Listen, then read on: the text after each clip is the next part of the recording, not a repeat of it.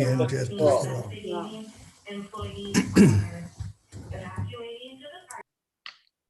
Okay, so now roll call, please.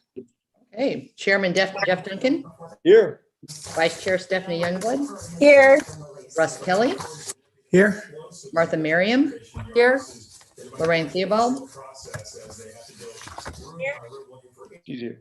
Okay, and I don't see Jesse yet. Melissa Netzel. She is not here. Okay, and David her- Ring. What? David Ring? Yep, And here. I don't see Linda Kelly. Okay. Yeah, Melissa has an empty chair. I get her set up here at town hall so that when she comes in, she can just sit down, but I haven't seen her, so. Yeah, I recognize the desk. I recognize the background. All right. Okay, well, we can go ahead. This is a time for committee comment for items not on the agenda. So does anyone from the committee have any comment? And Carol, Jesse is here. All right, hey, Jesse. Okay, so seeing no comments from the committee, we'll open it up for public comment for items not on the agenda. Oh, bless you. Excuse me. It's an allergy season for sure, huh? Yeah. No public comments. Okay, seeing no public comment, we'll move to adopt the agenda. Can I get a motion to adopt the agenda? I move. Second. All right. So we'll have a Okay. vote. Jeff Duncan, Yes. Stephanie Youngblood, Yes. Russ Kelly, Yes. Martha Merriam, Yes. Lorraine Theobald, Yes. Jesse Lunsford. Yes.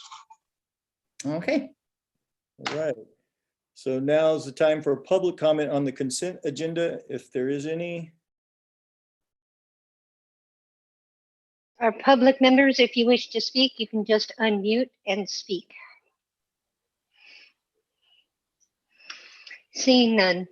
Okay, no public comment on the consent agenda. Need a motion to approve the consent agenda. It's the minutes for April 28th meeting.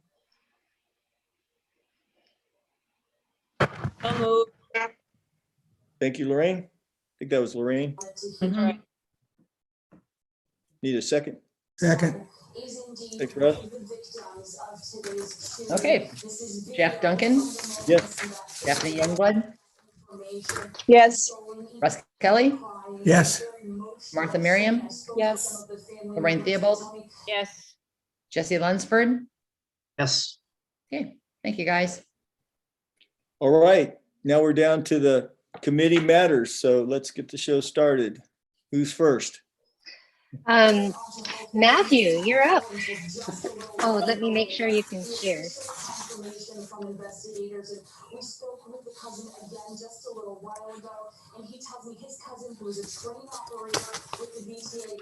Okay, you're good. I think we have somebody's TV's on or something. Can we, or the radio? There we go. Yep, there we go. Thanks, Russ. Thank you. Thank you, Mr. Chairman, members of the committee, and Mary Beth. This is Matthew Gherkin speaking. I'm from AECOM, and I'm helping the town out on several parts of this general plan update. We also have our biological resources and open space expert, David Bice, on the line to engage with the committee on those topics, and my colleague, Suzanne McFerrin, who has left her imprint all over the settings sections and the draft updated general plan update in various elements. And I don't believe we have our cultural resources expert, Melinda Peak, on the line right now. At least I didn't see her name, but she is represented in the proposed material that we're going to run through tonight. I am assuming that you see a title slide that says May 26th at the bottom right now.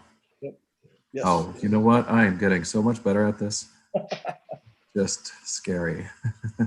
So we're gonna briefly talk about the the input. We've gotten some really good input so far on not only the settings sections, but ideas for general plan update policy language. We'll review a little bit of that. And then I'll give you a preview to the updated conservation of resources element itself. And then we'll talk about next steps.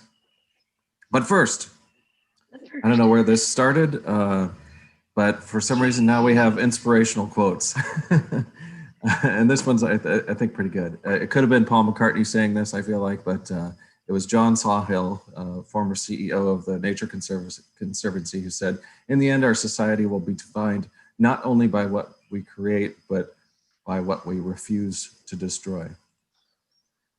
So, on to input received so far through the very cold open houses, previous iterations of this umbrella committee meeting in March and April, the subcommittees under this umbrella committee, bio and open space, air quality, greenhouse gases and climate, and historic and cultural resources, and then lots and lots and lots and lots of comments via the general plan update email, and the newfangled social pinpoint, where you can not only, and you can see the link here on this slide, not only provide a substantive text comments, but you can also associate those comments with a place on the map. If I could add to that last slide, under the comments via town email, just today we posted the most current document in both a PDF and an Excel spreadsheet. So however people are most comfortable, some people want to sort an Excel sheet and do all of that. So we put it in both formats for you. We have over 848 comments so far.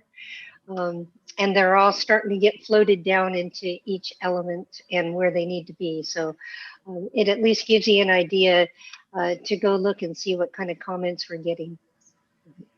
And social pinpoint, a good place to post comments. It does kind of act like a survey, where if you post something, somebody else can post on top of that and create that little chain going that then we can take and respond to. So that was it.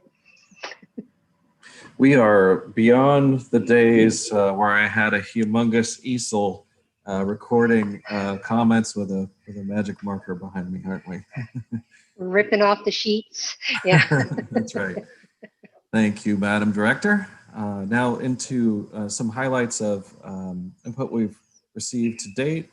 A lot of support for the tree canopy, trails, and open space, both existing and new, connecting trails to important destinations, protecting water quality, open space in the existing low density general plan designations at the fringes of the town, support for volunteer management of open space, educational components, environmental education aspects of open space preservation, incorporating measurable objectives for open space management, and taking a look at a 2006 report on open spaces in the town. We've also heard from the subcommittee on air quality, greenhouse gas emissions, and climate to look out for collaborative opportunities with other agencies to apply grants to programs that would reduce air pollutant emissions, look at interconnections between air quality and land use and transportation and greenhouse gas emissions, energy, partnering with the school district on solar installation or mobile source emission reduction from bus electrification, to identify indicators within and between elements for policies that cross disciplines. We will have language in each of the elements talking about how the content in that element is related to a different element. There's support for looking at buffering and land use strategies along major sources of toxic air contaminants like Interstate 80 and the railroad. Again, here's support for maintaining and expanding the tree canopy, promoting electrical vehicle uptake within the town, and financing and other incentives for energy efficiency improvements to existing buildings. And finally, we have received also input from the Cultural and Historic Resources Committee, recommending knowledgeable people to talk to, identifying specific buildings or structures or locations or periods of time for additional study and reporting in this general plan update process, support for enriching the downtown character, preserving important historic buildings, volunteer programs involving Sierra College, and additional development of historic trails or events, places, interpretive material that relate to the town's historic character. So that's it in a nutshell in terms of a very high summary level of the input that we've received. David, I know, David Ring, we haven't identified every single comment that's pertaining to this element. I just wanted to provide highlights. But as Mary Beth said, we are tracking the comments obsessively, and we'll even be working up responses to each of the areas of input that we've received comment on as part of this general plan update. So the documents, as I think you all know, include volume 3, which is a discussion of the existing conditions, important trends, the existing regulatory environment affecting these topics. And then volume 1 is the actual conservation of resources element itself, which has the goals and objectives and policies and implementation measures. Reorganized topically, and then updated as necessary. This is the umbrella committee. I keep using that terminology in hopes that people understand what I'm talking about. There's the umbrella committee overseeing subcommittees addressing each of these individual topics. The subcommittees are going to roll through effectively line by line of the proposed updates and sanction those or propose revisions line by line for review and consideration, approval by this committee, and ultimately recommendation to Planning Commission on updates to element. So at this time, I would like to show you what we have been up to, if this works, by actually highlighting some of the changes that we are proposing to the conservation resources element. Now I'm hoping that you're seeing a track change Word document. Any way to make it any bigger?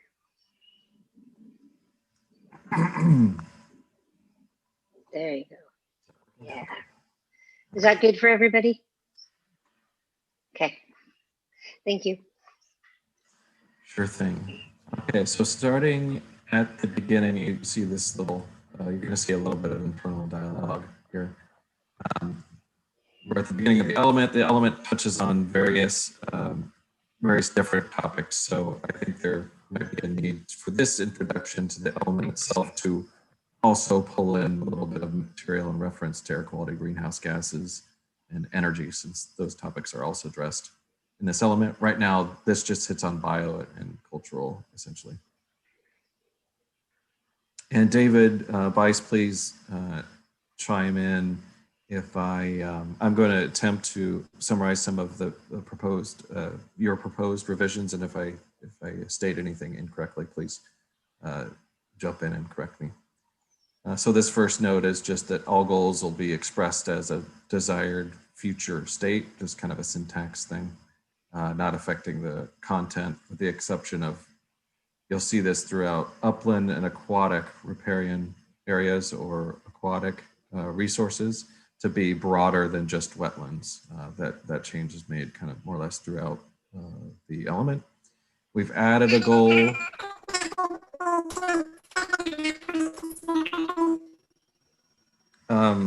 There's that, I don't know if everybody else is getting this, but that might have been David, but it sounds just like Alvin or the Chipmunks.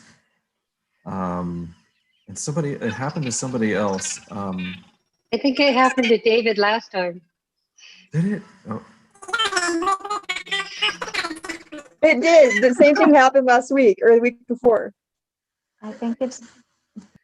Shoot, you know what? He's probably trying to correct something I just said. It was wrong. David, do you want to try to either chat or even log out and log back in? I think somebody had that issue and it was corrected by just getting a different connection in.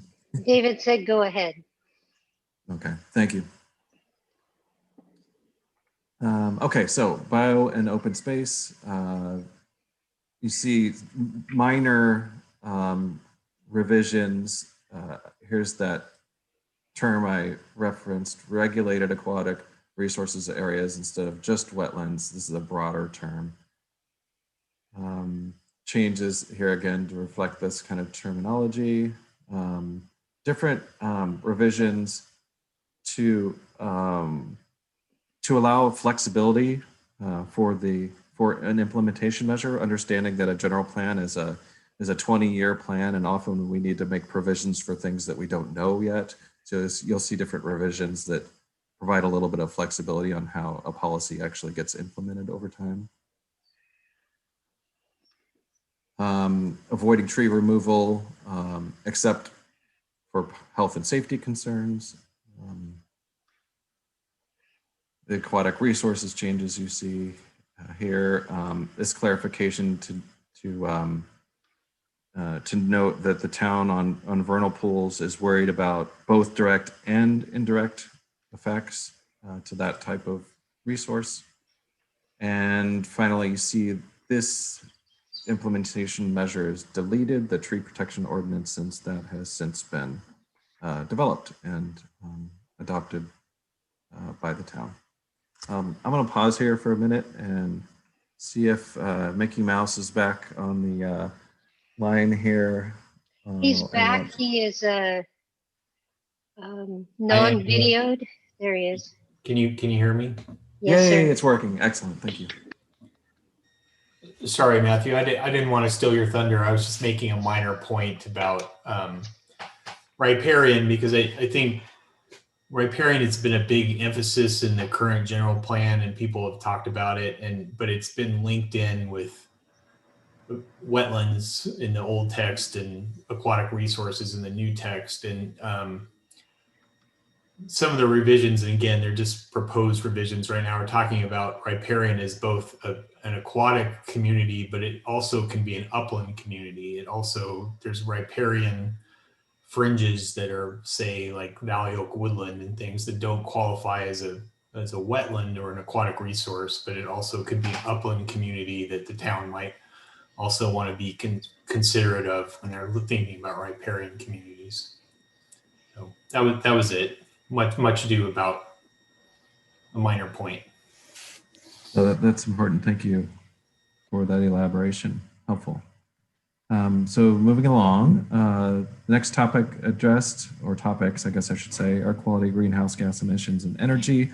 We have elected to treat these together under a single section due to their obvious connections to one another in terms of the sources and uses. But I'd be open to thoughts on breaking them apart. We have broken the material apart a little bit so that there's a separate focus on criteria air pollutant emissions like ozone and dust, fine particulates, things like that, and separately toxic air contaminants. But otherwise, we are essentially addressing these topics together. There's so much overlap and relationship between them. This these topics were primarily not addressed except air quality in the existing general plan. So you see a lot of track changes in the introduction to kind of set the stage for this, these somewhat new topics for this general plan. A new objective to integrate land use and circulation planning in order to reduce air pollutant emissions and greenhouse gas emissions. The number one source is transportation of those sorts of emissions. So the objective focuses on mobile sources of these emissions. And then, yeah, like you see here, just a lot of new material to update what was old on air quality in the general plan, and then add new material related to greenhouse gas emissions. A couple highlights here.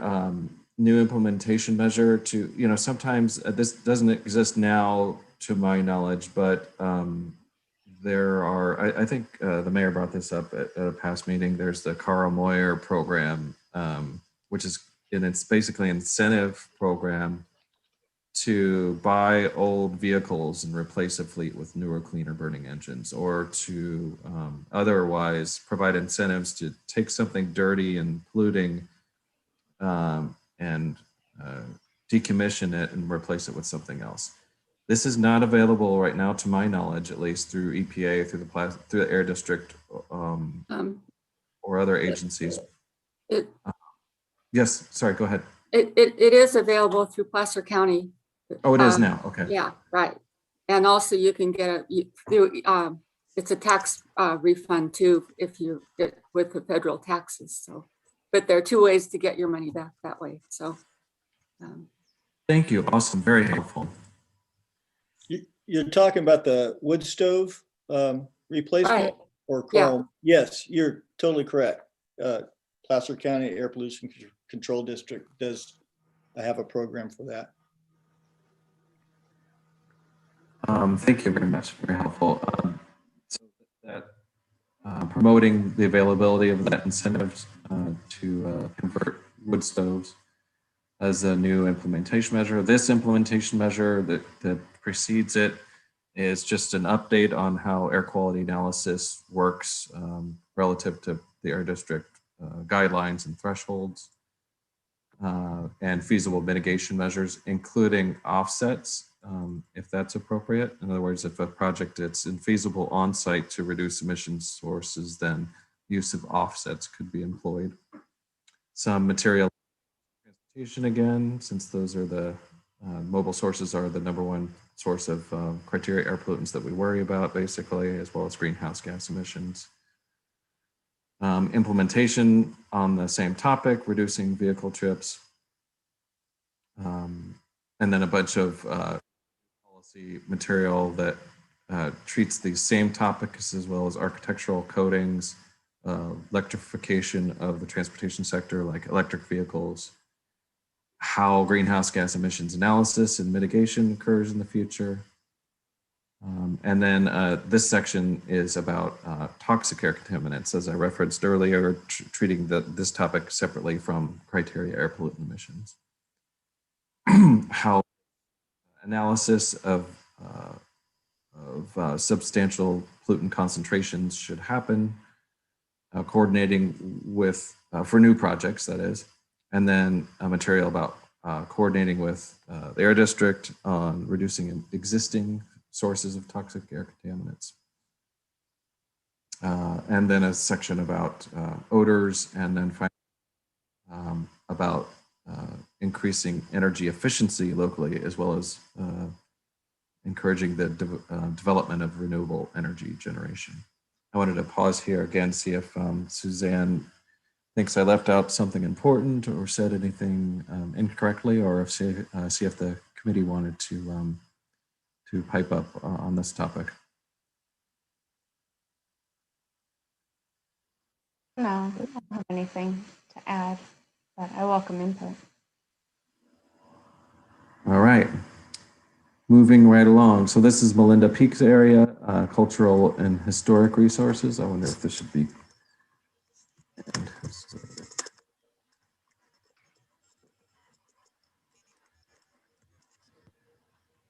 So she has updated the introduction. You can see Christy Consolini's notes here. Some materials being moved to a different element, breaking out separate policies that used to be combined, and some other notes that you'll see in detail in the subcommittee meetings. And then quite a lot of new material, updated material you see shown here and underscore about preservation of historic and cultural resources. Let's see, is there anything, Christy, others that I should pull out and highlight in particular? This was just updated. I don't know if you have integrated the changes that Melinda just sent. From this afternoon? Yeah. Do you have, that's, there are a few changes here and there based on some of the feedback from the subcommittee. And Okay. integrating some of the documentation that was referenced by the committee members for doing a study in the future as an implementation measure. Oh, right. Okay. I did see reference to that. And then I don't think we. Yeah, it would be the a third implementation measure under that one. So Thank you. And so some of the changes have to do with, something that we've been hearing in different committee meetings to better take advantage of the town's heritage and historic resources, to apply to leverage those resources for tourism activities or for otherwise drawing activity into the town from elsewhere, so that while people are in the town, they spend their dollars in the town, and that rolls up to revenue for the town. You see revisions here reflecting that concept, but you'll see that throughout actually the general plan update. I'm thinking specifically now of the economic development element where we talk about similar items. Excuse me, Matthew. We have a question in the chat, and I don't know if anybody knows the answer to this. Why does the town history begin in 1850?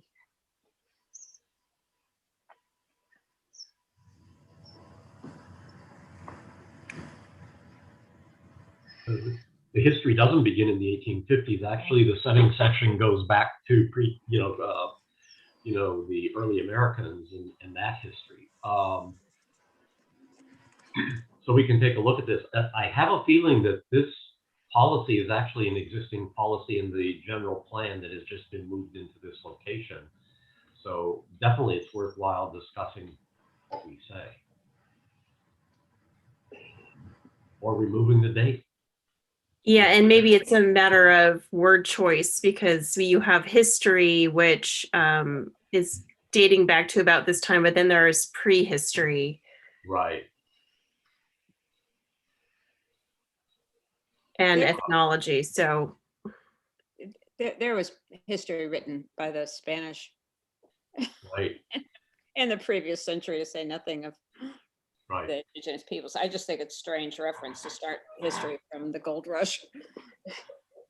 I think that's in the existing general plan. So I think probably, Matthew, it should probably say the town shall use their prehistory and history to present day to create programs. Take out the date. Yeah, that's a great comment. Great question.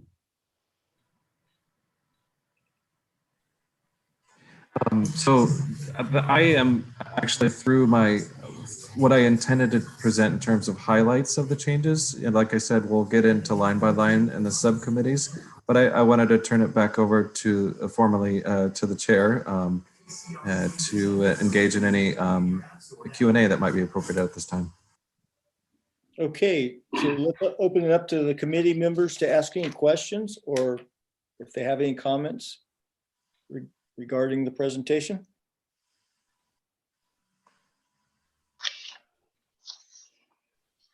I like the presentation. I was just looking here though at this last item on the screen, and it says place interpretive signage.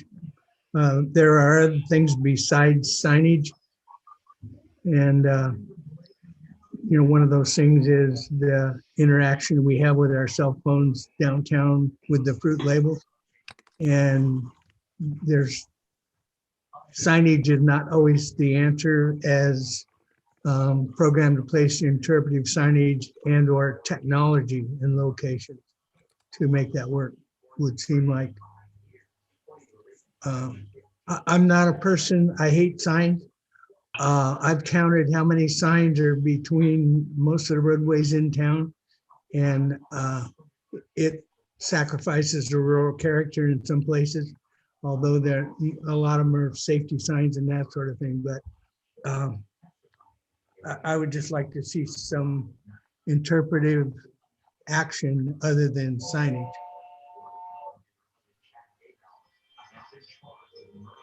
Yeah, I agree. It also says that though at the last sentence in that implementation measure, it says signage choices may include text, a QR code system.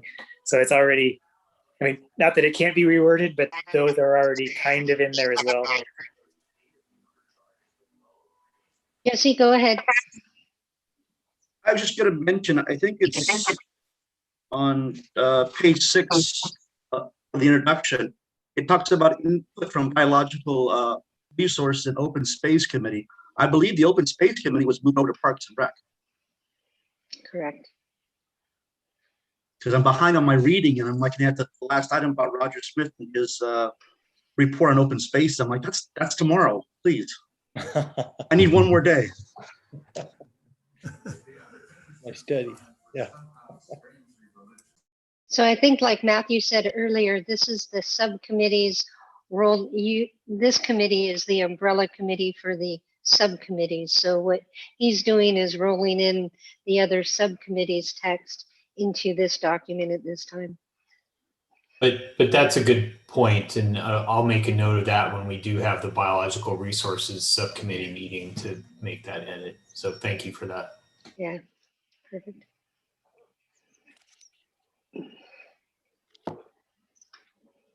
Any other comments or questions? Okay, so having none, we'll go to public comment. Yes.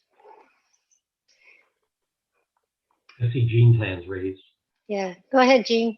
Okay, just a little clarification on open space. We have two kinds of open space. We have the general open space, which was referenced somewhere early in your presentation, which is kind of the less developed areas of town.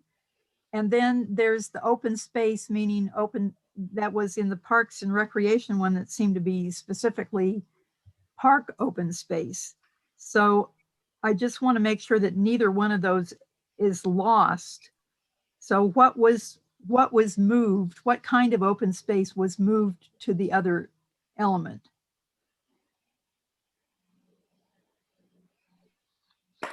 The general as well as the parks open space, or what? I just don't want to lose either one of those. Go ahead, David. Sorry, Andy, go ahead. You go first. Well, I was just going to say, as far as your technical team is concerned, and Jean, the intent was that open space for the preservation of riparian areas or the natural areas would be referenced here. The open space for purposes of, parks, recreation, trails would be in the parks and open space element. So one of the things we have not yet done is the team has not looked at each of these elements and make sure there's no overlap and make sure that all items are covered between the elements. So once the elements are in a point further along than they are today, the team will be doing that to make sure that nothing is left out and that things are in the proper location. So that hasn't occurred yet. Okay, do you understand what I'm saying about people expect not just these specific either park or riparian, those kinds of things to be preserved, but they want the overall open kind of look of Loomis. And if you were to ask people, well, how would you describe that? They probably would say, well, generally there's a lot of open space in Loomis, and they don't mean specifically parks or preserved riparian. They mean just generally not as developed. Correct. Understood. So actually part of that would come under land use.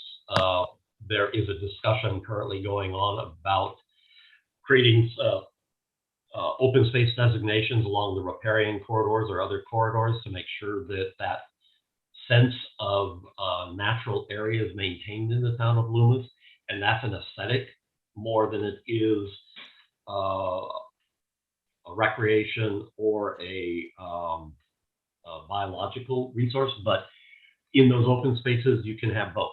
So between the parks and recreation element, this element, and the land use element, we will make sure those are covered. But definitely the open space for maintaining the rural atmosphere is well understood by the comments we've received. Thank you. Any other public comments? Seeing none, Okay, so we come back to the committee deliberation and direction. What type of direction is needed at this time, if any? It sounds like you guys have it pretty much under control, getting it formed up and everything, so. I would say the committee should be looking at the element online. I think Matthew will probably be updating this version with Melinda's new text and getting that up online for review on the website. Take a look at the other elements and see if there's overlaps that you want addressed, realizing we're still in a draft stage where those overlaps have not been addressed by the team.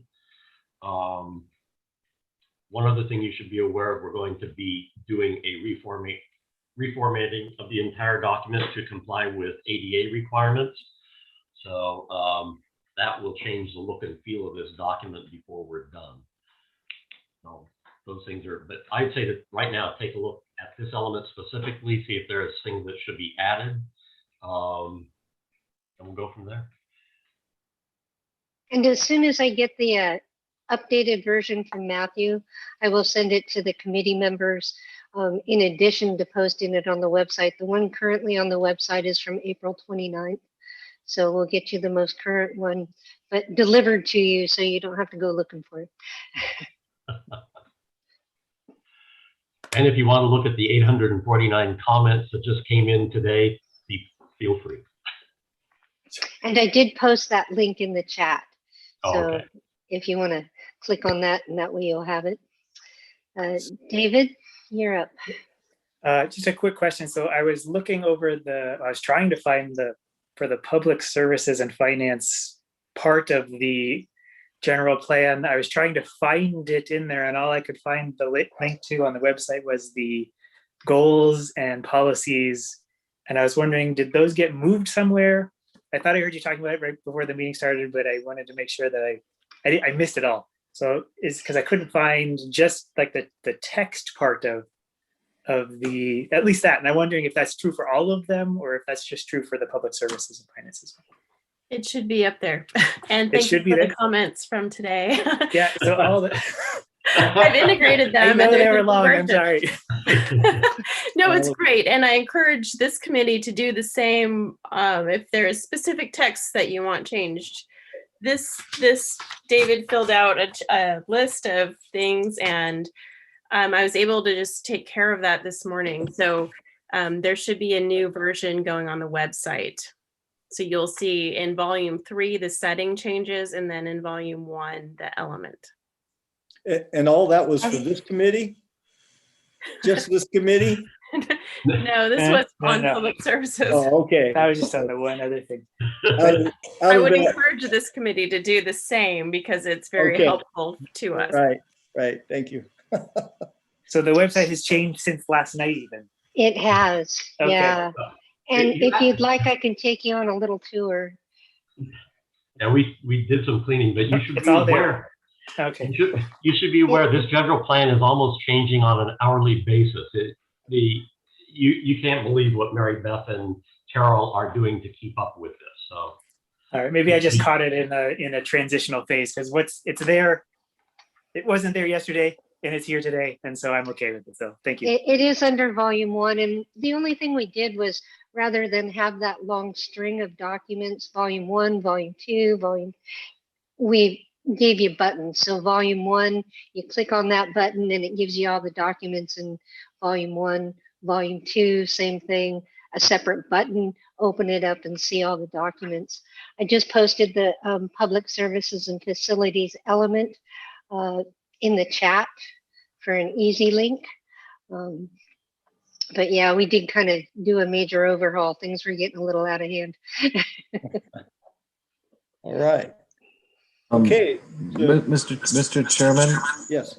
May I point one more thing out? I'm sorry, just as long as we're talking about the different volumes and we're talking about not losing track of different meanings of open space, I also wanted to let the committee know that there will be another kind of specific iteration of the general plan. When we have a draft, we will start to prepare an environmental impact report, EIR. And through that process, we will we will also be looking at potential adverse environmental effects and what feasible mitigation measures can be adopted. Those feasible mitigation measures will take the form sometimes of new policies or revised policies or revised implementation measures. So whether it relates to open space, whether it relates to biological resources or cultural resources, that will be sort of another iteration and public outreach and public input opportunity, which will add to the general plan elements, including especially this one. Thank you. Thank you, Matthew. That's excellent information to have, because it seems like we're like, oh, it's almost over. And then there's a whole nother process about to hit that you know, excellent. Thank you. Chairman, we have one more comment from Jesse. Definitely. Go ahead, Jesse. Last meeting, not that I need more reading, but there was a tree mitigation plan from 2020. Is that out there somewhere, or? From 2020? Right, at the last meeting we had, we talked about there was a tree mitigation plan from 2020. And I believe it was going to be posted on the website, and I can't find it anywhere. Mary Beth, I think in 2020 what we did was the inventory of land. So that would be the study that would be available. We talked about a tree mitigation master plan. Exactly. Oh, okay. I have it in my notes. The January 14th, 2020 meeting for the town council, item 6 talked about authorizing the town manager to enter into a consulting contract to provide additional arborist environmental consulting services for the tree master plan. Did that ever get done, or do we have a copy of that, or? It is done, and I'll take the hit on that one. It is not posted on the website and needs to be. There is definitely no hit at all. Like I said, I have more reading than I could possibly handle right now. Yeah, it's in my stack. What stack? In my reading, I know this is the general plan, but on the codes, at one time there was ordinance number 252 to rewrite the whole chapter 1354. Oh my gosh. Did that ever get okayed? No, and my goal is to post the existing tree conservation code, which Thank is you. the 1354, in addition to the report prepared by Helix Environmental on the tree planting guidelines and master tree list, to kind of incorporate those things together. So I can put a great big X through ordinance number 252 and not have to read it. Yes. Thank you. If you want oak trees planted, all you need is a bunch of squirrels. I have plenty of oak trees in my yard. I cannot Cut stop that them. down a little bit, Wade. They're like weeds, man.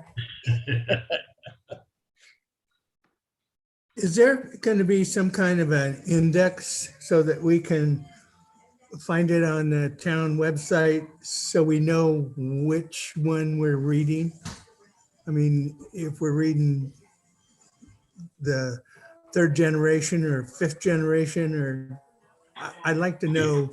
If you take a look at each document, the version number is listed at the bottom of the document along the date it was published. So, and we have all the original versions from version 0 through, in some cases, I think version 4 now. So take a look on the website. We try to keep the most recent versions on the website. But at the bottom of it, just like if you looked at Matthew's tonight, I think what you presented tonight was version 2 dated May 26, 2021. So, and if you want to look at a prior version, talk to Mary Beth and she can provide that to you. And even in the titles of the documents on the website, they show you what version it is and what date it is. So you don't have to open the document to see it, but we tried to keep it as simple as possible. Little redundant, but. So my concern is David thought he was reading something that was up to date. And in fact, it got updated today and now he's behind along with the rest of us. Me too. Yeah. Well, it was updated with his comments. Yes. That's why we're here, right? figuring it out. All right. Any other comments? Yeah, it just seems like there's so much to talk about open space and everything. So, keep up with the good research, you guys, doing your reading, helping me out. So that's good. Good questions. And it looks like we can let these people get back to work. Doing a good job. Thanks, Matthew, Suzanne, David, and of course our staff from the town and consultants. Thanks a lot. Yeah, Mary Beth, probably we should update the committee on the public input forum. And yeah, I have a couple of announcements. Okay. A new technology? No, not yet. No, we get a lot of discussion about public input. So we're creating 2 workshops. They are public input workshops. They will not be Zoom, they will be in person. The first one will be Tuesday, June 15th from 6 p.m. to 8 p.m. at the Blue Goose. And then we're going to do the same thing on Saturday, the 19th at the Depot from 11 a.m. to 1 p.m. And hopefully as many of the elements that we have committee recommendations on and whatever the status is at that point, we will have those documents there for the community to review and provide public input at the podium and kind of take it from there. So 2 more opportunities for public input. As we go through this process, like the subcommittees are starting to go line by line through their documents, making adjustments and edits. In your case, being an umbrella committee, those committees haven't completed, but when they do, their recommendations will go to you. Then the subcommittee members will be encouraged to participate in your umbrella committee. And that way they can watch the process going forward and make sure that all of their concerns are being addressed and their recommendations are included. And if the umbrella committee knocks something out, they'll know why before it goes forward to the Planning Commission. So kind of a long process, but a good process. With the public meetings on the 15th and the 19th, we're looking at closing public comment on the draft. I mean, we'll still accept them, but the major content, the public comment portion will end on June 30th. And that way it allows staff to kind of catch up with the documents and get things where they need to go so we can keep this process moving. Some committees are really close to being wrapped up. They're a little less intensive. So they're really making strides. And so soon enough, a couple more meetings with committees, then that committee will be done, float up to the umbrella committee, continue their assignment all the way through Planning Commission and Council. We will try to keep these meetings to 2 hours. So this is kind of a surprise. I was thinking 9 o'clock. So we're just coming up on 8. So it's like, well, no. But as we start going line by line, it's going to be a hard thing. Read it, make your comments. Let's go on to the next one. Keep going, and see what we can cram in 2 hours. What we found with other subcommittees is after 2 hours of doing that, they're spent and we need to let them go. So in that case, maybe they're 3/4 of the way through. Rather than push through another hour, we go to the next meeting, go for another 2 hours, and hopefully wrap it up. So I think that's where we're at with that, and the public input meetings and public comment. Always, you can, even after public comment closes, you can still use social pinpoint.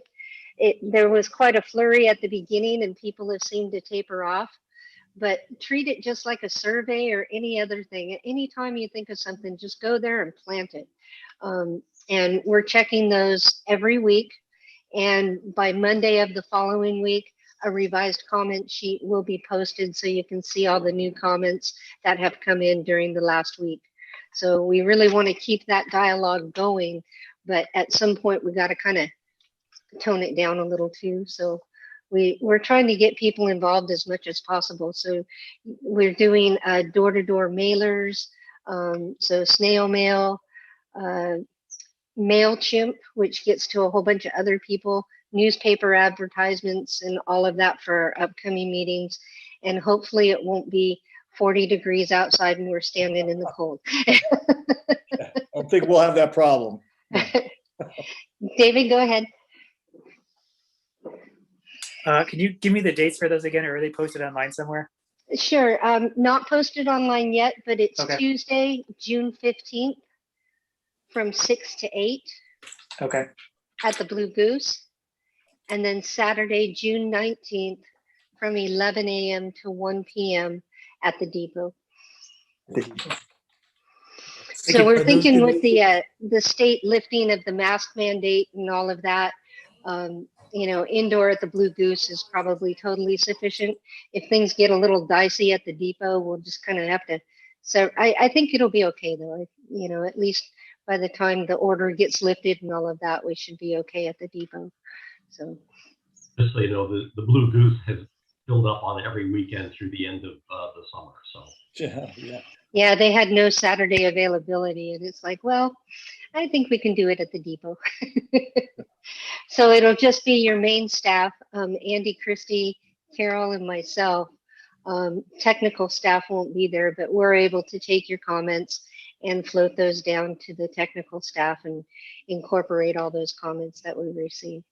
So, looking for a good turnout, please. Yeah, tell all your friends, tell everyone. And I hear we're going to have a banner, and maybe we can put up some signs for Russ. More signs? No. More signs? Yeah. Teasing. No. Just No, the banner, Russ. We do have banners. We have 2 banners and 2 4x8 plywood boards that are going to go out up at the gateway entrances and over Taylor and things like that. And it's more just to encourage participation in our general plan update. It doesn't have a lot of content because people can't read a lot when they're driving. Yeah. So it's pretty much Envision Loomis 2040 and the town website. And, you know, if people ask you, what is that all about? Just have them call town hall. We'll get them in the mix. Very cool. Now, is that going to be online? It'll be live streamed through YouTube, but Okay. not a Zoom meeting. Okay. So that way, you know, people, if they aren't able to attend, they can go back and watch just like any of our committee meetings and that kind of thing. So they can stay in the know without having to be there. Yeah, those are my vacation days. Both Oh. of them. And you know, if you need a place, you can also use the Memorial Hall. I mean, the town has the option if there's a problem with the Blue Goose, the town actually has first option to use the Memorial Hall. So if you need it. Yeah, and with these kind of meetings, we need to have Ken Benedict able to set up and function and, you know, speakers and microphones and all of that kind of stuff. So I haven't been to the Veterans Hall, and I know the Blue Goose and I know the depot, so comfort zones. Right, I understand. Jean has her hand up. Yes, she does. Go ahead, Jean. Oh, this is a totally different topic. Someone brought up maybe last time about the open space report. And I just wanted to point out that that was a receive and file. That report had lots and lots of things in it, some of which were quite acceptable and other parts of it were not so well received by the council. So there was no action taken. It was basically to receive the report, but not to act on it, just in case anybody wondered how official is that report. That's all. Thank you. Actually, the town staff just posted a memorandum on the 1992 plan, the 2002 town plan, and the open space plan, and their status based on were they adopted, where were they incorporated. And based on attorney's recommendations, all of those plans are being looked at to be incorporated into the general plan in some way as appropriate. And when we go to the council for adoption of the general plan, our recommendation is to make it very clear that all of those are superseded by this general plan so that we don't have them hanging out there confusing all of us. So that is in process. But Mary Beth, where'd that memo go? I thought you posted it online. Yeah, it is. I have to learn a whole new website. Well, that plan was, that really wasn't a plan. It was a report, and it was definitely not accepted for being acted on. So I wouldn't want to mislead people into thinking that somehow that was accepted by the council, because it wasn't. That's what the memo That's says, correct. that it was not. But we will use the information that is appropriate in this general plan update, so the team members have that information. So on our website, under the town master plan, where the 92 master plan is, and then the 2010 plan, volumes 1 and 2, there's a memo that's posted at the top of that page that also talks about the parks, recreation, and open space master plans. And those are also posted. I can't find them at the top of my finger, but the same memo is attached to the Parks, Rec, and Open Space portion. Thanks for I pointing think that out, one did Dean. go to the planning commission, but never got through the council, if I'm remembering correctly. Yeah, the reason we wrote the memos, there has been confusion based on the comments we're receiving. So we researched all of those and wrote the memorandum to be clear that Parks on Open Space plan was never adopted, but there's good information in there. So we want to make use of it where we can. Right. Is the bike plan inside of that, or there, because there was a bike plan also?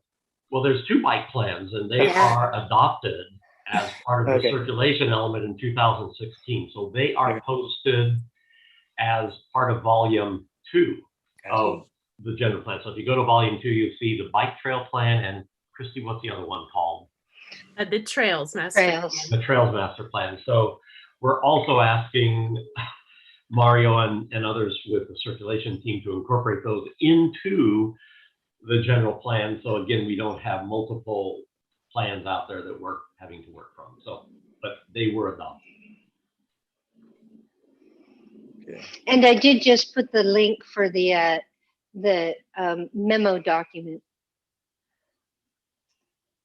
on the town center master plan in the chat. And then also in volume 2 is the Open Space Committee final report from 2006, along with supplemental information that Roger Smith provided me. He had a whole stack of stuff, and so I found the 2006 final report. Then there was the 2010 Parks and Recreation Master Plan. So those documents all fall under that same memo, which is attached. If you open up the Open Space Committee final report from December 2006, that memo is the first page of that document. Just so it's all kind of concise and in one place. Well, I'm glad we're using and working from what's been done in the past, and definitely save some energy and time in using that. And thanks, Gene, for pointing that out. And thanks to Mary Beth and Anders and Christy for getting that memo out to let people know, because that is one of the things that we have to really be careful of is people getting the wrong idea, the wrong information about what has happened in the past. So I'm glad that you've taken care of that to post that. Now, if we can get all of our links straight and get online and all, participate in that way. But thankfully, we're having this, I'm glad you brought that up too, the meetings, the public meetings that we can get together and see each other. So hopefully everybody will remain calm and not just like run into each other and go wild. So we will have a good, healthy meeting at Blue Goose, definitely. And we'll just open up all the windows at the depot if we need to, old fashioned way, get some air circulation. So you think a keg of beer will get more people to come? Well, it might be real exciting. It might liven things up about open space. I'll show you open space. Just so you know, the format that we're considering for the public input forum is that we will basically go through each element of the general plan, allow the public to speak on each element. Once we do that, those comments are recorded, but then the staff will stay around and talk to anybody who wants to ask questions or have further questions. The staff will be there to answer those. So that's kind of the intent, is the time element by element for the public to make statements about the element, and then a bit of staff time to answer questions. All right. Excellent. Okay, so if there's no other comments or questions, it looks like our next meeting is Wednesday, June 23rd at 7 p.m. Is that still correct? That's correct. Okay, so we'll adjourn this meeting at 8:02 p.m. And thanks everybody for your participation and information. Thank you. Thank you. Everybody. Thank you, Matthew. Bye. See you Suzanne, next month. See ya. Christy, Carol, Andy. See you June 15th. David. I will see you June 15th. Yes.